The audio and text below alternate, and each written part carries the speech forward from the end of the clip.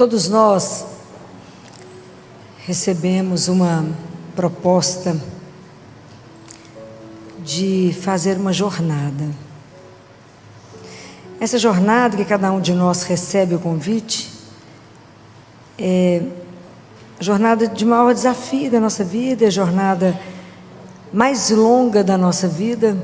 Às vezes eu acho que ela dura quase que a nossa vida inteira, apesar dela ter 45 centímetros.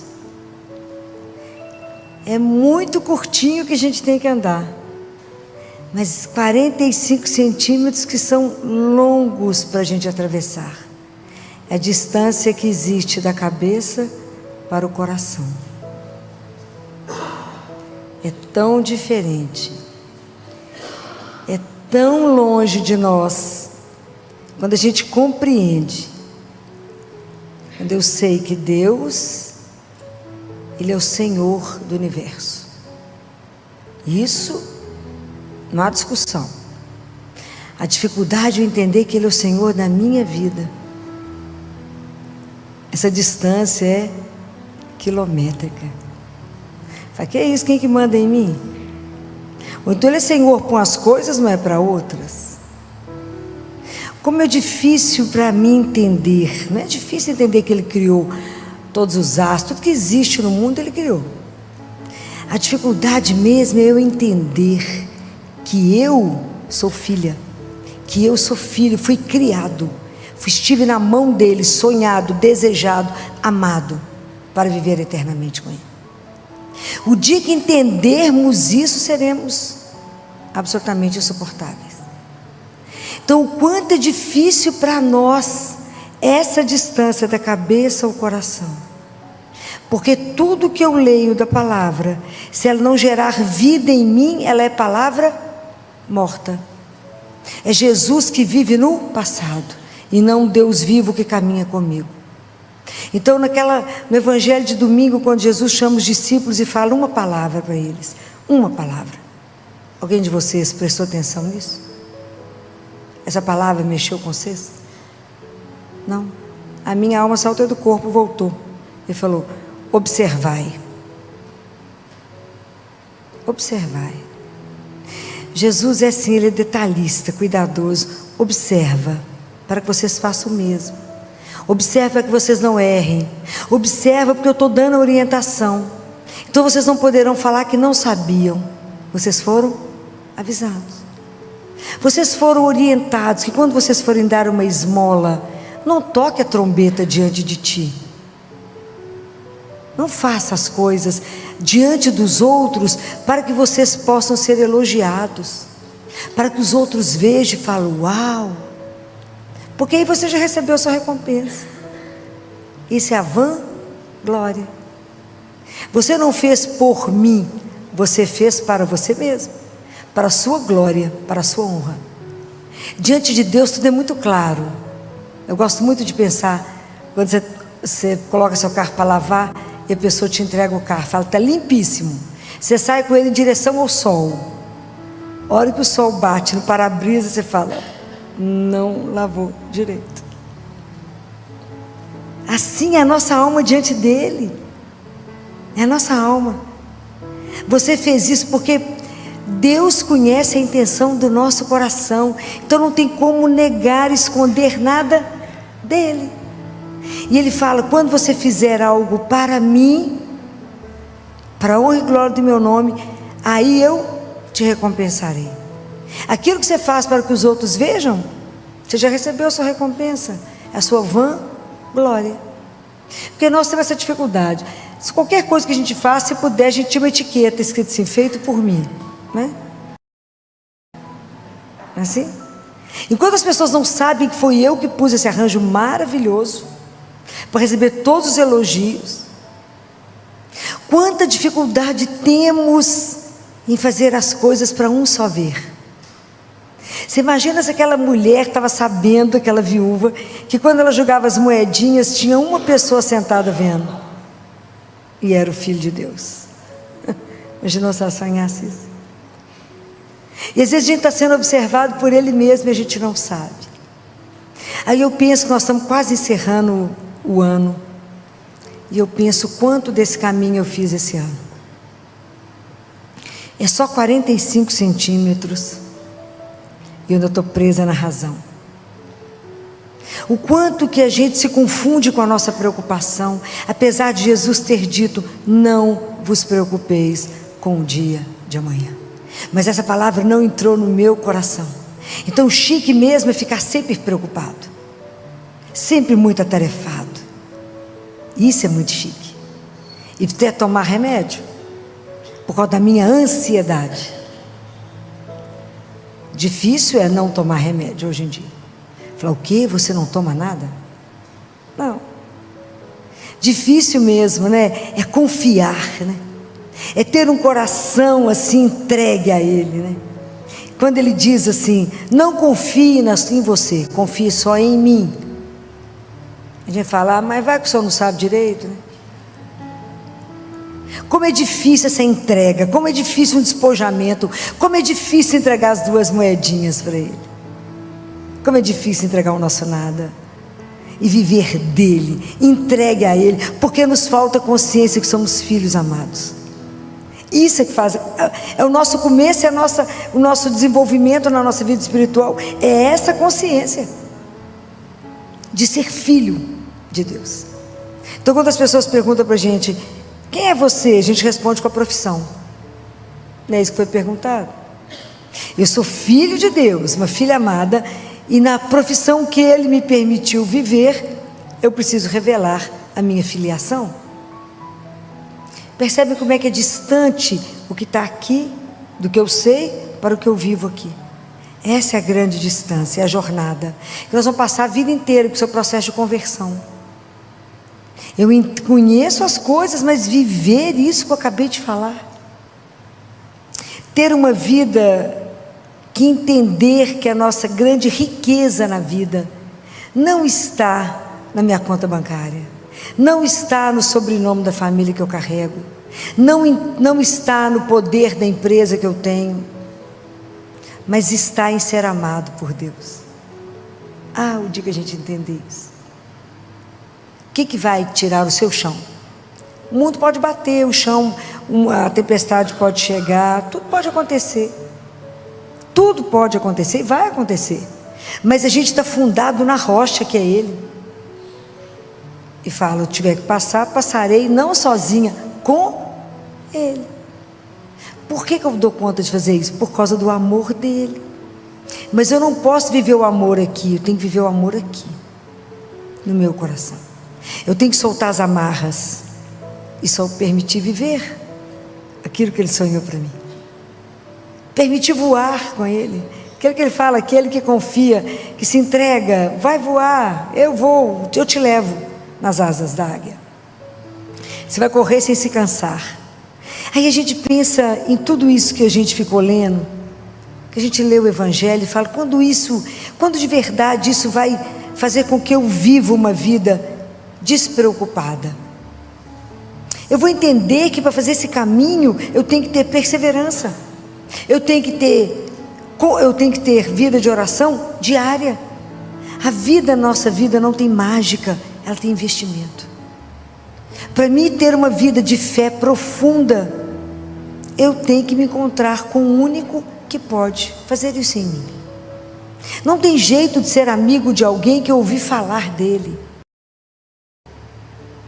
Eu tenho que ser amigo de alguém que eu encontrei com ele. A nossa vida espiritual tem que ter um encontro, assim como Nicodemos encontrou com Jesus. Ele falou: Nicodemos, necessário vos é nascer de novo. O quanto é preciso a gente permitir esse encontro, o quanto é necessário permitir que o olhar de Deus nos alcance, não esconder de Deus. O quanto eu preciso tomar consciência, quando eu tomo consciência que o pecado, ele realmente ofende a Deus, e eu tomar decisão de não pecar, de ter uma vida correta diante dele. Diante dele, os homens não precisam ver, ele precisa. Quando de verdade eu vou levar a sério minha vida espiritual? É esse caminho da cabeça ao coração. Entender que eu não sou perfeito de jeito nenhum, sou absolutamente imperfeita, mas eu tenho caminho do lado daquele que é perfeito e que pode me conduzir. Quando é em que eu estou segurando que eu não me solto? Aonde está a ilusão de que eu tenho controle 360 graus da minha vida? Aonde o mundo está continuando a mentir para você e você acredita que você pode fazer as coisas? Ilusão. Não, mas eu vou fazer acontecer, mas eu posso. Nada. Porque Deus muda tudo na hora que Ele quiser, do jeito que Ele quiser. Ele não gasta nem meio segundo para mudar as coisas. Mas Ele só vai mudar se eu entregar. Então eu fiquei pensando tanto nisso esse fim de semana. Essa semana estou andando com essa frase na minha cabeça. A jornada que nós somos convidados, claro que podemos não querer, tão curta, 45 centímetros, tão longa de viver. Por que nós somos tão armados com Deus?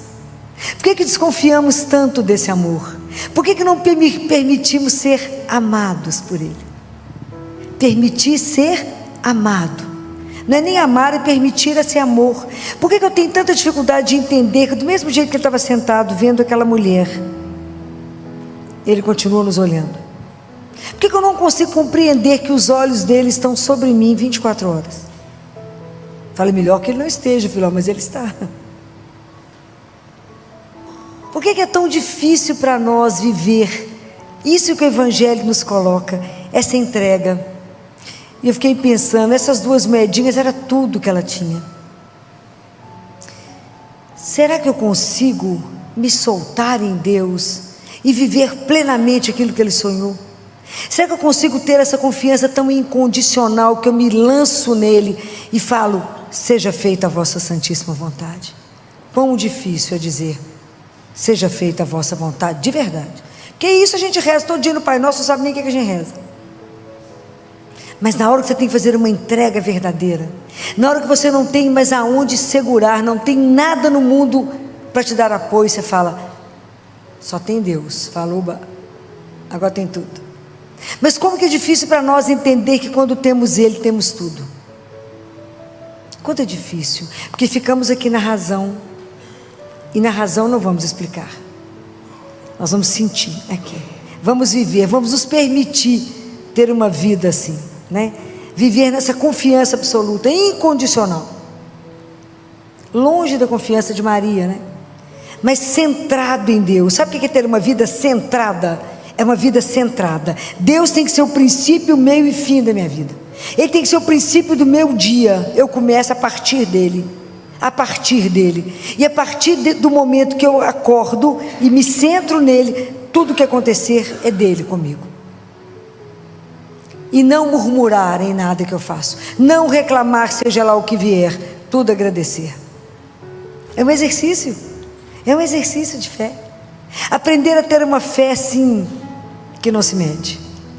Confiar apenas, falar, Jesus, eu confio, estou entregue, e o Senhor fará aquilo que é melhor na minha vida, porque eu confio tanto que o Senhor me ama, e o Senhor não vai fazer nada errado, nenhuma opção errada por mim.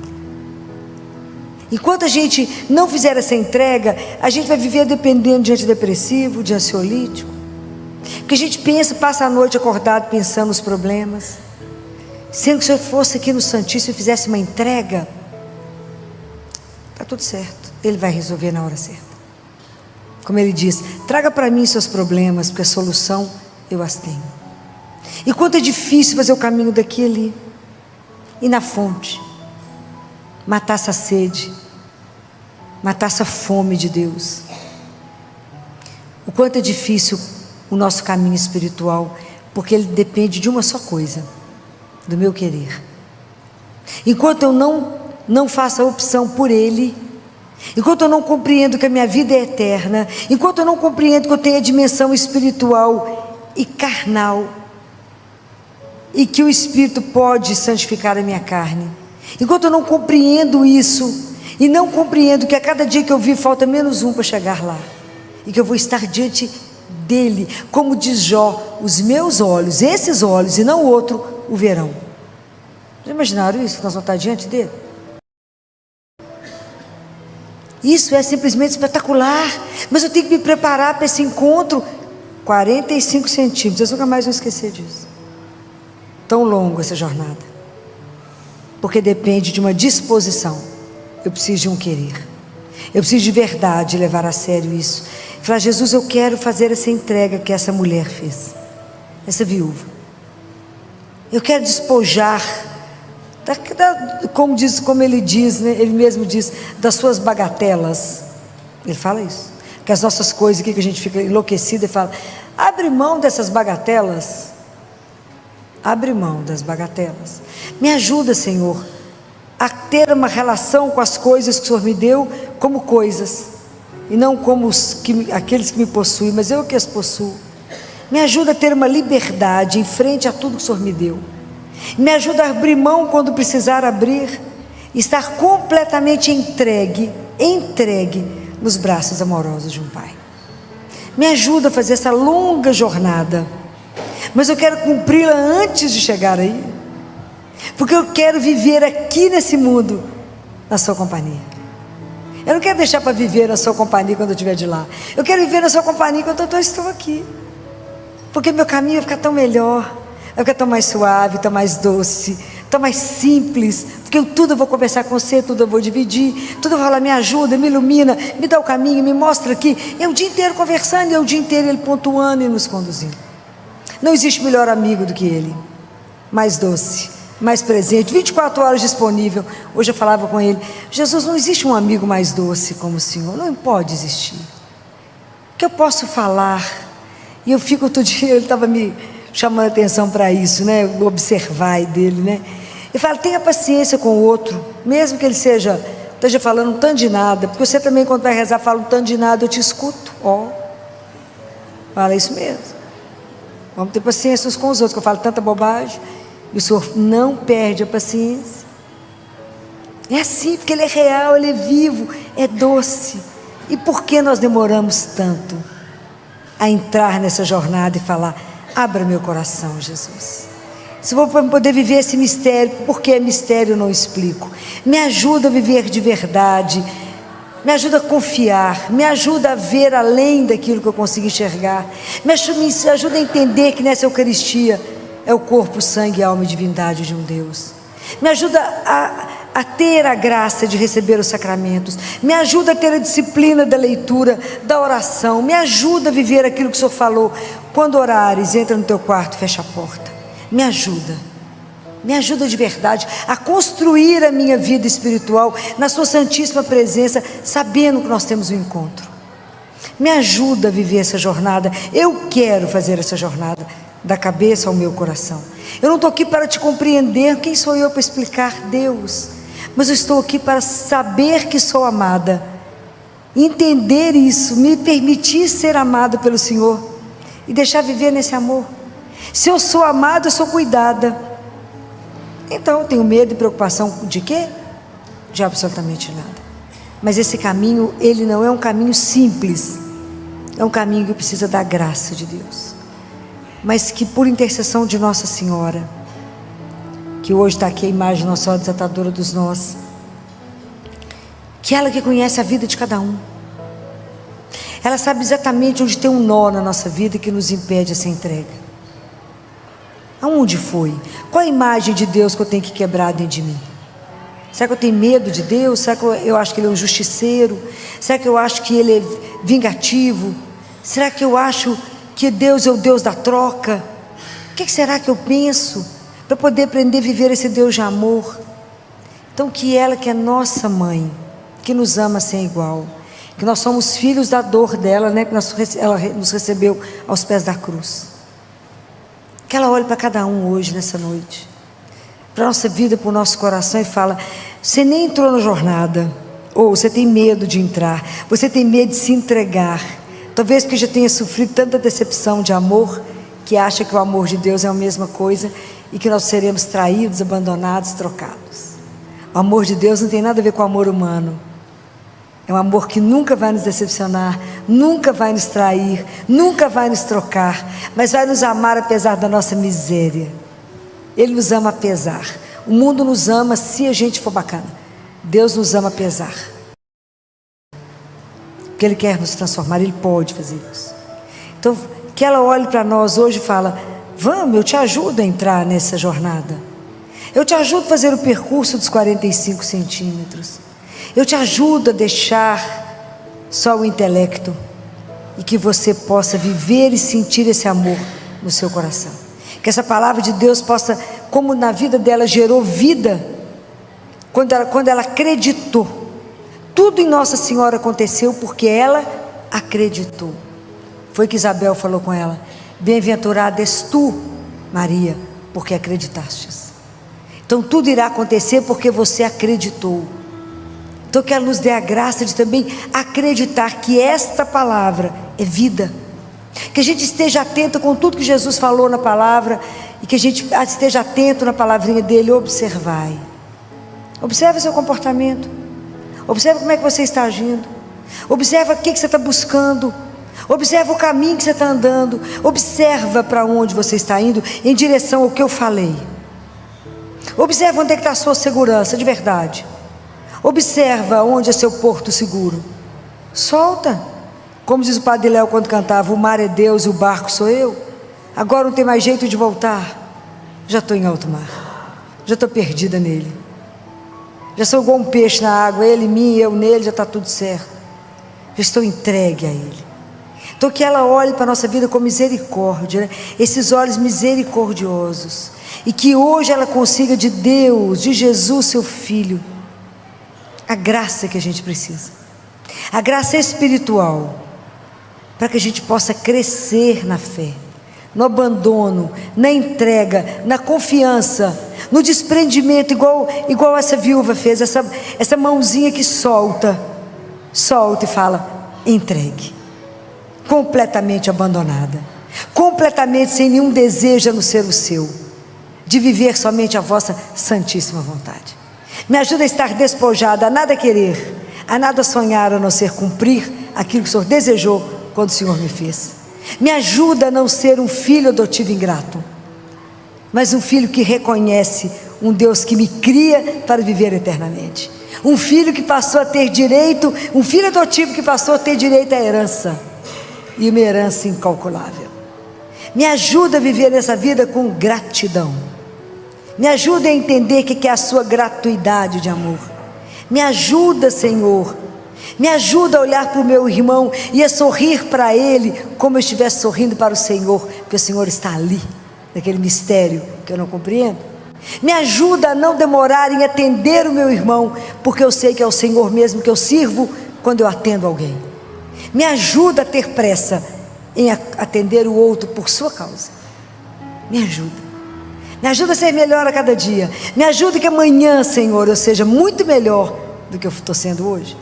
Me ajuda, é pela sua graça. Eu quero ser melhor aos seus olhos. O mundo não precisa ver nada diferente. É o Senhor que tem que olhar para mim e falar: é minha filha, é o meu filho, que aceitou a jornada dos simples 45 centímetros. É a jornada mais longa da nossa vida. Que Nossa Senhora, que fez isso de uma forma tão linda, tão brilhante, que nunca duvidou, de uma confiança sem igual, de uma fé inabalável, possa nos ajudar a conseguir ter um coração semelhante ao dela, para somente na nossa vida amar e servir ao nosso doce Jesus. Louvado seja nosso Senhor Jesus Cristo. Sempre seja louvado. Você pode ficar de pé?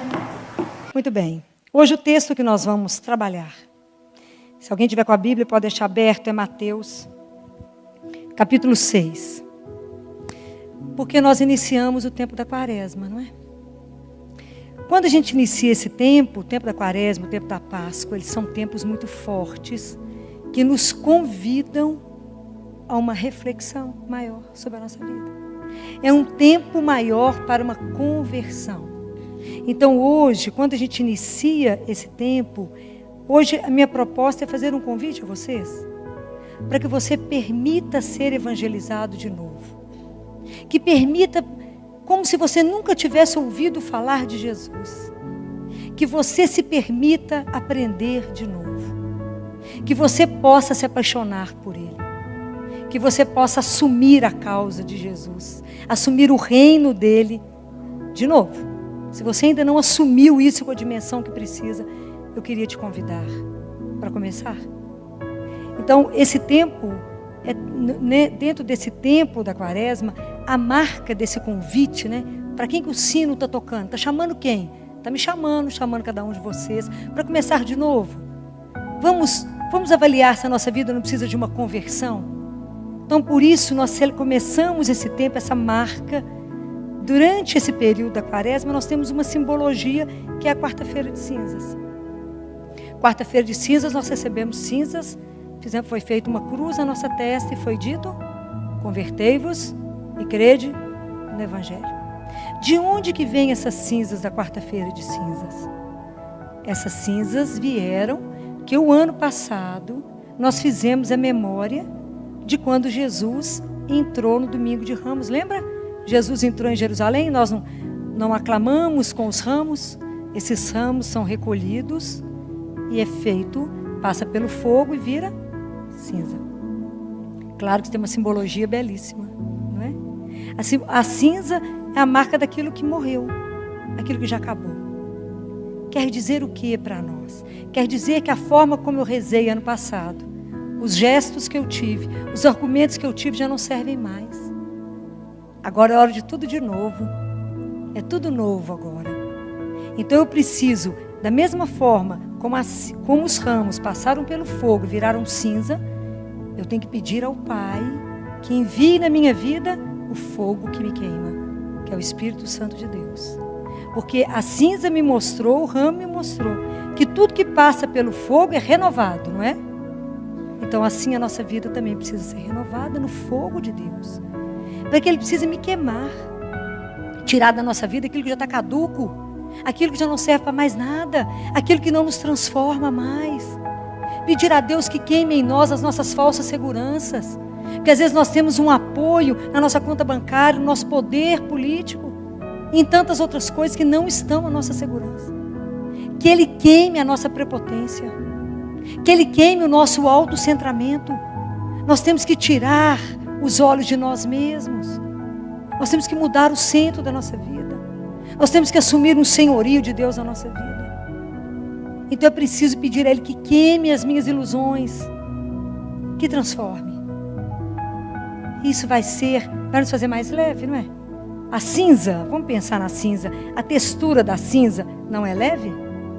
Então eu também, da mesma forma como o Espírito vai me queimar, eu tenho que estar leve para que o Espírito me leve, me conduza, para que eu possa voar com o Espírito, para que Deus me coloque exatamente onde Ele me quer, onde Ele quer a minha presença, onde Ele quer o meu testemunho, onde Ele quer a minha profecia.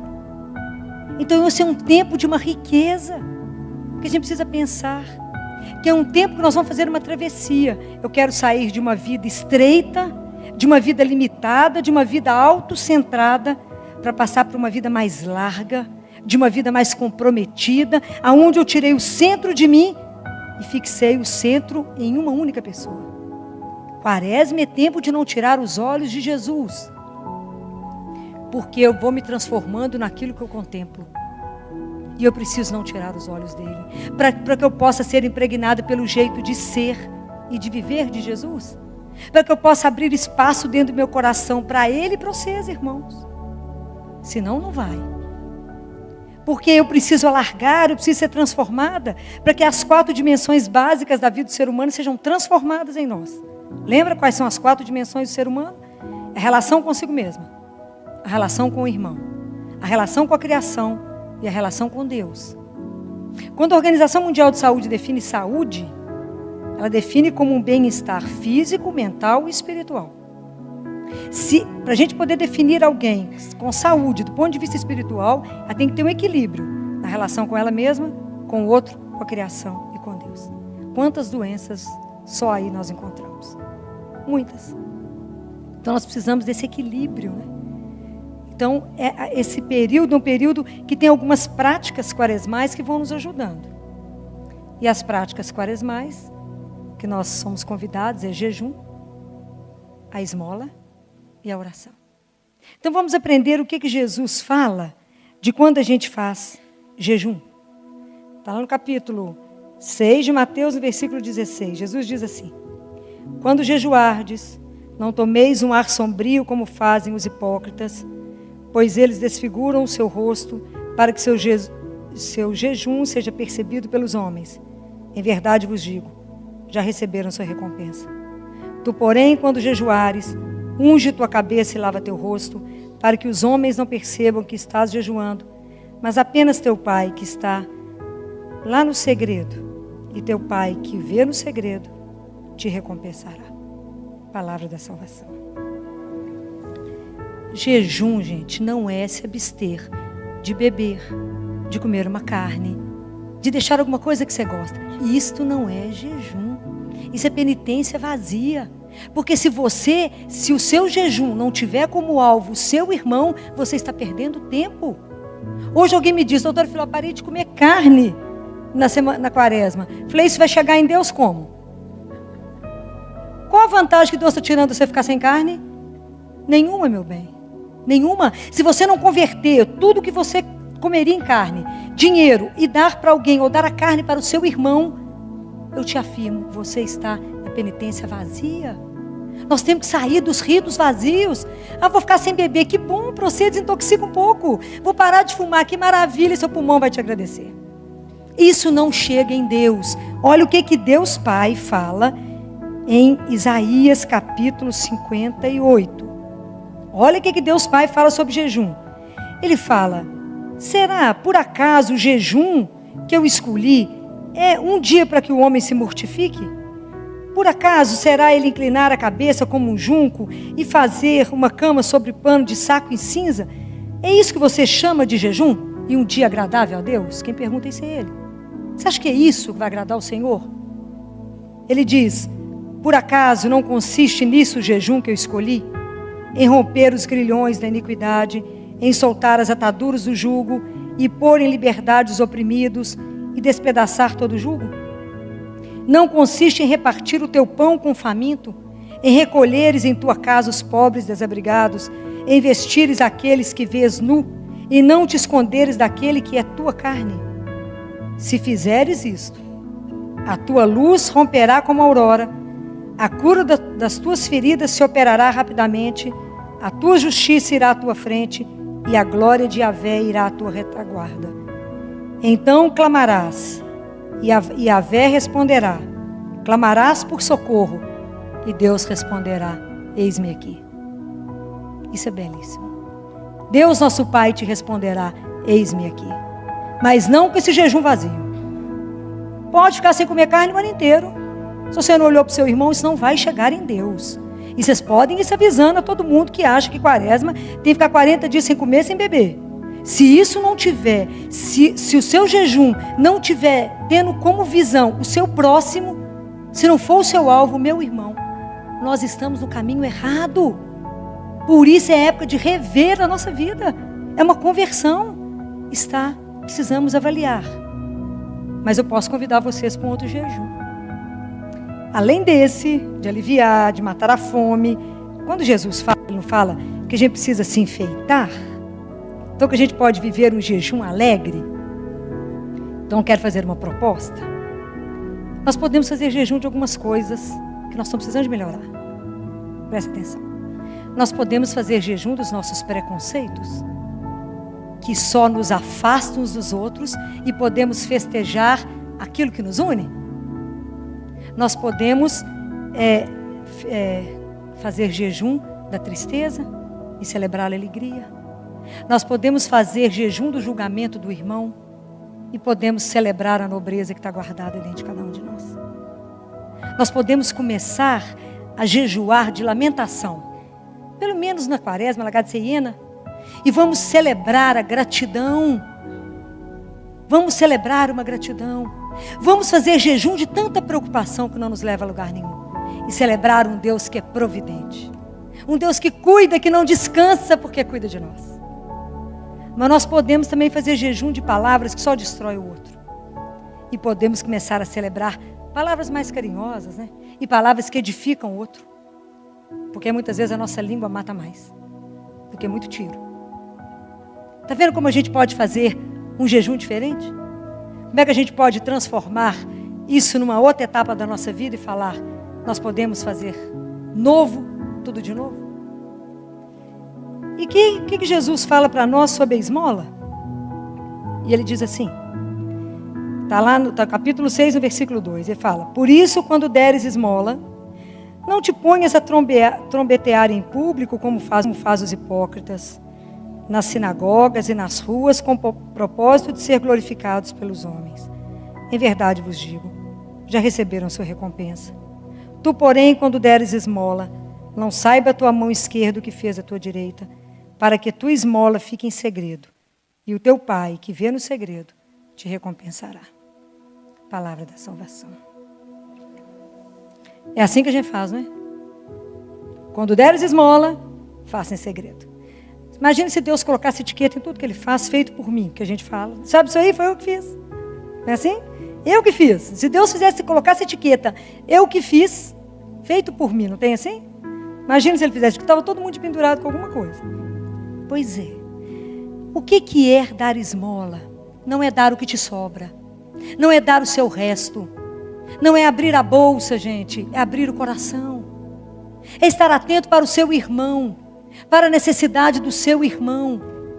É ter o cuidado de ver o que o irmão precisa. Mas ter também a delicadeza de perguntar o que você precisa.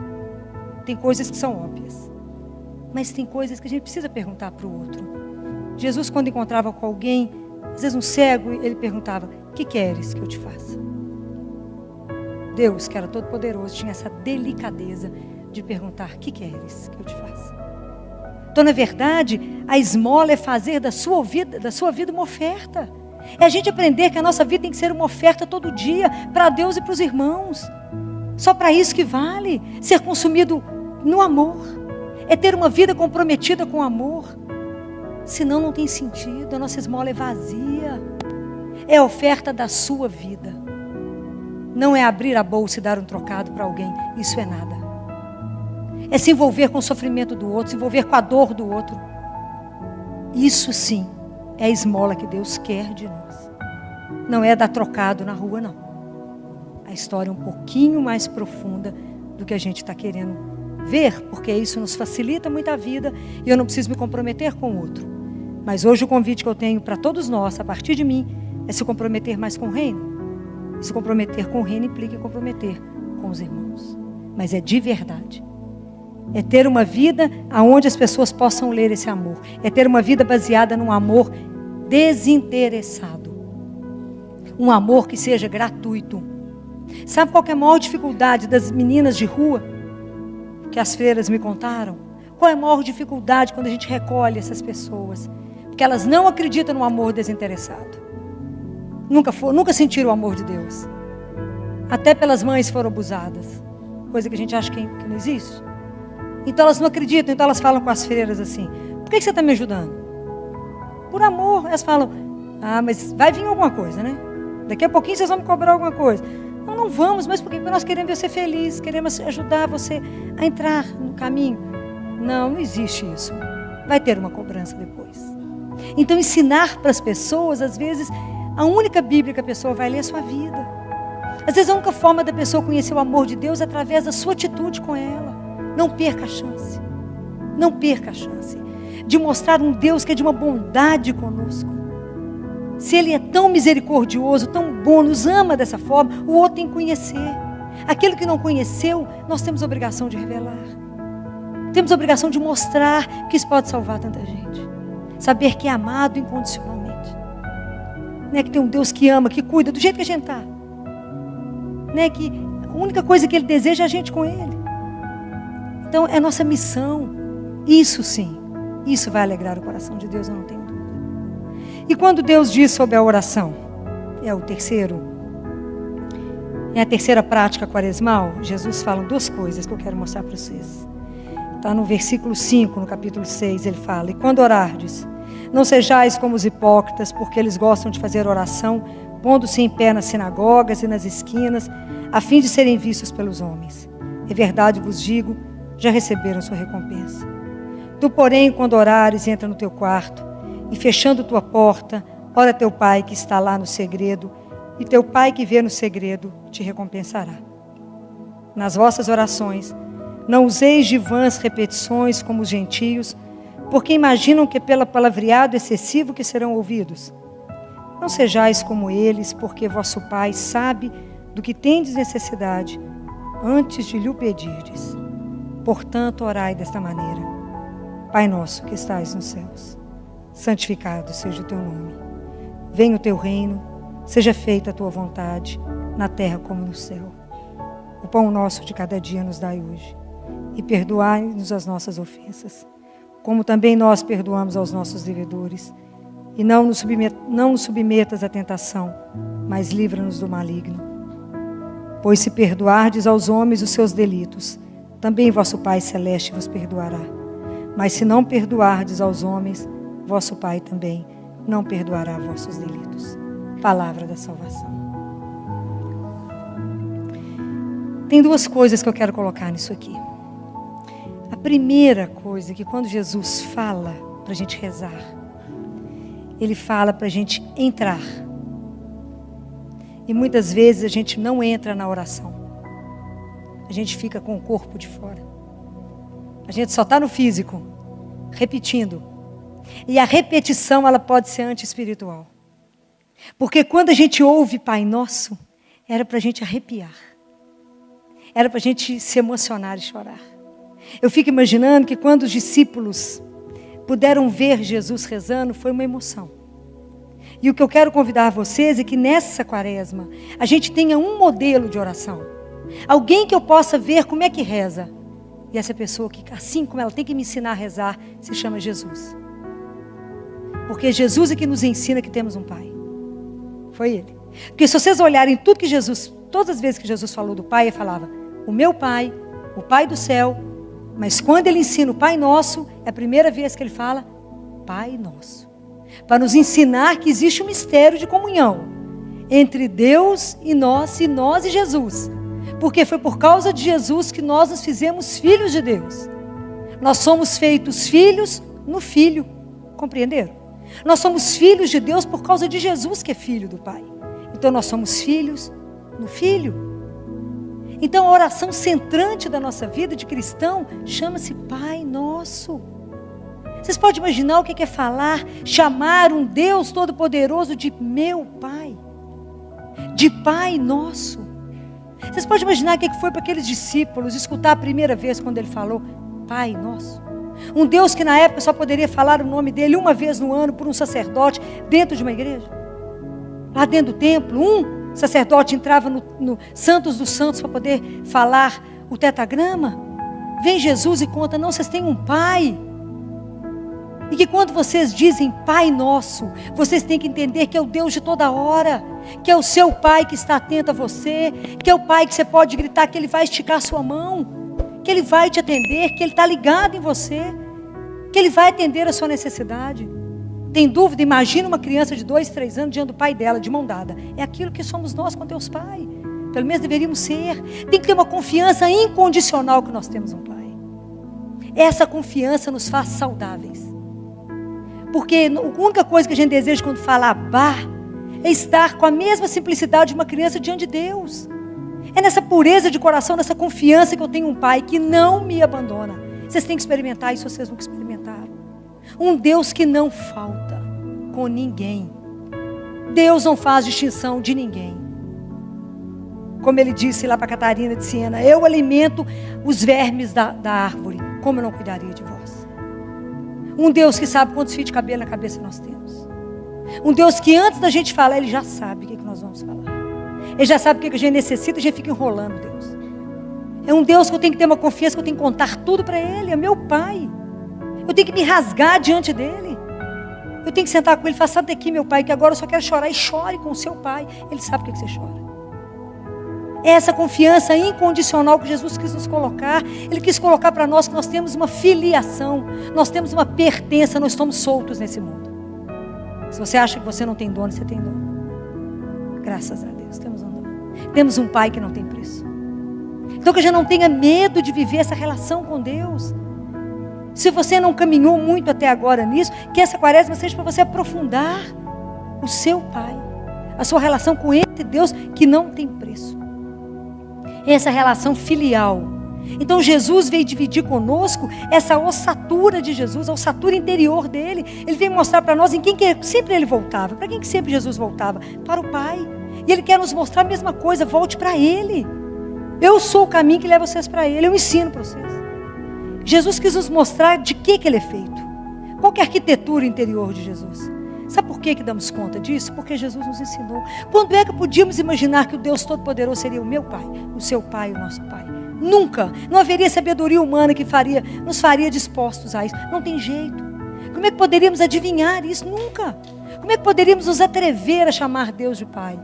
Não saberíamos. Foi Jesus que nos ensinou, porque Ele nunca desistiu de nós. Foi porque Ele se colou em nós. Ele colou na nossa miséria, nossa fraqueza. Ele se colou. Ele sabe que se Ele não colasse em nós, se Ele não corresse atrás de nós, se Ele não nos carregasse, a gente não aprenderia isso. É porque Ele insiste em nos ensinar que nós temos um Pai. E é tão lindo ver São Cipriano falar, né?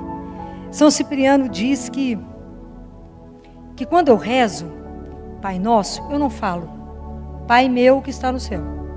Nem falo, dá-me o pão de hoje, meu Pai.